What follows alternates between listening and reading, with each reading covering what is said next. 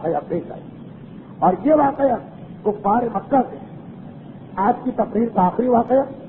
یہ واقعہ بھی کفار مکہ سے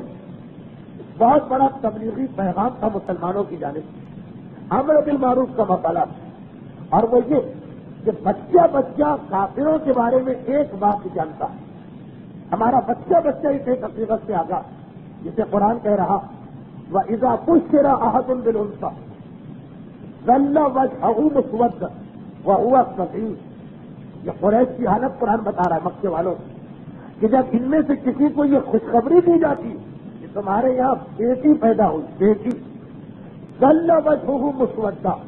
اسود عربی میں سادے کو کہتے ہیں حجر اسود ظَلَّ وَجْهُهُ اور وجہ مانے چہرہ قرآن کہہ رہا اس کا چہرہ کالا پڑ جاتا ہے اس کا چہرہ غم کی وجہ سے سیاہ پڑ جاتا وَهُوَ كَظِيمٌ جبکہ وہ اپنے آپ پہ بہت کنٹرول کر رہا ہوتا کہ لوگوں کو میری حالت بتانا چاہیے مگر بیٹی قریش کے لیے خاص طور پر اور مکے کے کافروں کے لیے عام طور پر ایک کتنی بڑی مصیبت پریشانی یا بدبختی یہ دوسری بات ہے قرآن نے کا بشرا انہیں خوشخبری اور بشارت دی جاتی ہے کہ تمہارے گھر میں بیٹی ہو مگر بیٹی کو اتنا بڑا بوجھ سمجھا جاتا کہ یہ سارے الفاظ قرآن کے ہیں جس میں مبالغہ نہیں کہ غصہ ضبط کرنے کے باوجود اس کا چہرہ کالا پڑ جاتا ہے ظَلَّ وَجْهُهُ مُسْوَدًّا اس کے چہرے پہ اسود سیاہی آ جاتی جبکہ وہ اپنے غصے کو ضبط کر رہا یہ قریش کے مکہ کا طریقہ اور وہ آیت کے قرآن قیامت کا تذکرہ کیا جا رہا وَإِذَا الْمَوْءُودَةُ سُئِلَتْ بِأَيِّ ذَنبٍ قُتِلَتْ کہ قیامت کے میدان ہر اس لڑکی کو لایا جائے گا جسے اس کے باپ نے زندہ دفن کیا اور پوچھا جائے گا کہ أَيِّ ذَنبٍ قُتِلَتْ اے بے گناہ اور معصوم بچی کون سا تیرا جرم تھا جس کی وجہ سے تجھے قتل کیا گیا ابھی پیدا ہونے والی بچی کیا اس نے ایسی غلطی اور کوتاہی کر دی فقط اور فقط وہ معاشرتی مسئلہ کہ وہ باپ کی خیرت برداشت نہیں کرتی ہے کہ میرے گھر میں بیٹی جسے معصوم نے کہا ہے کہ رحمت بیٹا جسے کہا ہے نعمت اور تیسرا جملہ یہ کہا کہ نعمت کے بارے میں قیامت میں جواب دینا پڑے گا رحمت کے بارے میں کوئی جواب نہیں مگر قرآن کہہ رہا کہ ان کی حالت یہ ہے کہ بیٹی کا نام سنتے ہیں اور چہرہ سیاہ پڑ جاتا مکے سے رخصت ہوتے ایک ایسا واقعہ پیش آیا جس نے قریش کی آنکھوں کو بھی کھول دیا اور کفار مکہ کی آنکھوں کو بھی اور ان کو بتایا کہ اسلام نے بیٹی کا مقام کتنا بلند کیا کون کافر جو اپنی بیٹی کو برداشت کرنے کو تیار نہیں سگی بیٹی ہو باپ یہ گوارا کر دیتا کہ اپنے ہاتھوں زندہ بیٹی کو قبر میں دفن کر اور یہ منظر کہ جب پیغمبر اسلام تیسری ظہر کے بعد تیسری ظہر سے کچھ پہلے روانہ ہو رہے مکہ چھوڑ کے جا رہے اس زمانے میں مکہ کتنا بڑا تھا شاید بڑے امام باڑے سے ٹاور کا فاصلہ زیادہ مکہ اس سے بھی چھوٹا شہر تھا جس وقت چلے پیغمبر ایک بچی جس کا نام یا امامہ ہے یا امارا وہ دوڑ کے آتی 7-8 سال کی بچی اور آج فریاد کرتی ہے کہ چچا مجھے اپنے ساتھ لے کے دو روایتیں یا رسول کے پاس پہنچی یا جیسا کہ شیعہ علماء نے لکھا امیر المومنین کی سواری کا رخ کیا اور کہا چچا مجھے اپنے ساتھ لے چلے یہ کون بچی پیغمبر اسلام کے چچاؤں حضرت ابو طالب کے بعد جن کو سب سے زیادہ شہرت ہے وہ ہے جناب حمزہ جناب حمزہ نے خود ہجرت کی مگر جناب حمزہ کی ایک قریب مکے میں رہ گئی اور حاملہ یہ بچی بعد میں پیدا ہوئی جس نے اپنے باپ کو دیکھا ہی جناب حمزہ کی چھوٹی بچی جو جناب حمزہ کی شہادت سے پہلے مگر ہجرت کے بعد مکے میں پیدا ہوئی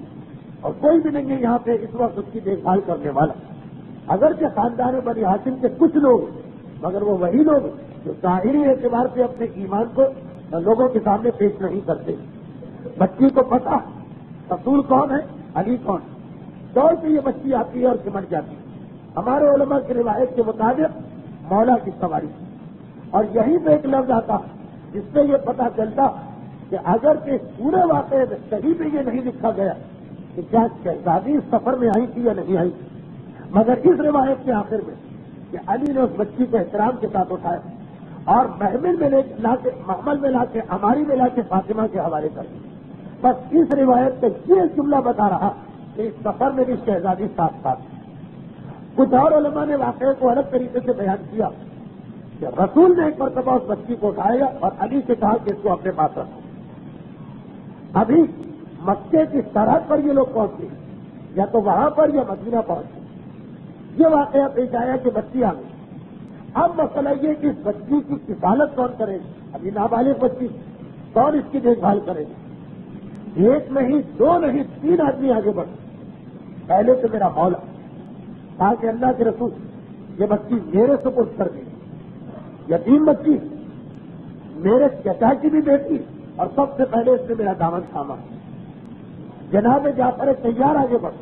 علی کے بڑے بھائی, اور کہا کہ اللہ کے رسول یہ بچی میرے حوالے کر دی. میرا تو اس بچی سے دوہرا رشتہ کیسے؟ جناب جعفر تیار کے چچا ہے حمزہ, ان کی بیٹی وہی جو علی سے رشتہ, میری چچازاد بہن. اور پھر جعفر تیار کی بیوی اسما, انہیں کی بہن کی جناب حمزہ کی وہ کنیز کی بیوی. تو اس بچی کی خالہ بھی میرے گھر میں, اور میں تو وہی اس بچی کا چچازاد بھائی, یہ مجھے ملے ڈبل حق ہے میرا. مولا نے بھی اپنے 2 حق بتائے, میری چچا کی بیٹی ہے اور اس نے میرا دامن تھاما. جعفر تیار نے بھی 2 حق بتایا. زید ابن حارث آگے بڑھے جو رسول کے بیٹے کہلا چکے تھے ایک زمانے میں, کہ اللہ کے رسول یہ بیٹی مجھے بھی دے, اس لیے کہ میرا اس پہ ڈبل حق. ہر آدمی ڈبل حق کو لے کے آ رہا ہے. ڈبل حق کیسے؟ کہ پیغمبر نے جب ایک مسلمان کو دوسرے مسلمان کا بھائی بنایا تو علی کو اپنا بھائی بنایا, حمزہ کو کس کا بھائی بنایا تو زید ابن حارثہ. کہا کہ آپ نے خود جناب حمزہ کو میرا بھائی بنایا, اور حمزہ بھی میدان جنگ میں شہید ہونے سے پہلے مجھے اپنا نائب بنا کر دے, اپنے گھر والوں پر اور اپنے مال پر. تو رسول نے بھی حمزہ کا بھائی ان کو بنایا. جناب حمزہ نے بھی شہادت سے پہلے وصیت نامے میں ان کا نام لکھا. تینوں سامنے آ رہے ہیں. اگر یہ واقعہ مکے کی طرف سے پیش آیا تو ایک عام تبلیغی واقعہ بنا. یہ ہے مکے کے ظالم اور سنگل سرداروں, بیٹی کا نام سن کے چہرہ سیاہ پڑ جانے والوں, تم اپنی سگی لڑکی پر رحم کرنے کو تیار نہیں. اور اسلام نے عورت کو وہ مقام دیا کہ سگی نہیں, رشتے داروں میں ایک لڑکی, اور مسلمان جھگڑا کر رہے ہیں اس بات پر کہ کون اس کی عبادت کرے گا, کون اس کی پرورش کرے گا, کون اسے اپنے گھر میں رکھے گا. یہ کتنا بھرپور تماچا کفر اور کفار مکہ کے اس طرز عمل جو وہ اپنی بیٹیوں کے بارے میں اختیار کرتے. بعد میں بہرحال پیغمبر اسلام نے اس مسئلے کو طے کیا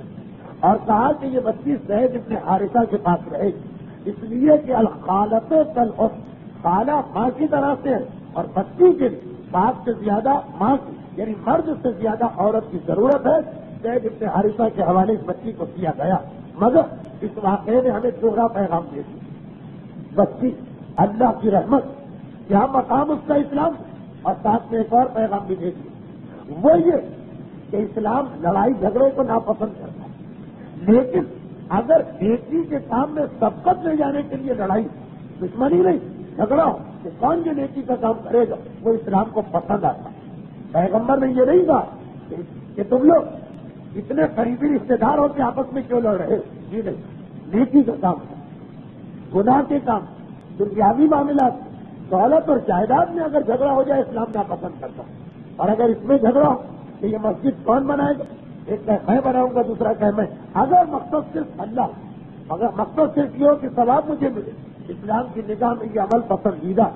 کبھی ہماری فقہی کتابوں میں ایک مسئلہ آتا جس کو ہندوستانی پاکستانی مومن سمجھ ہی نہیں پاتا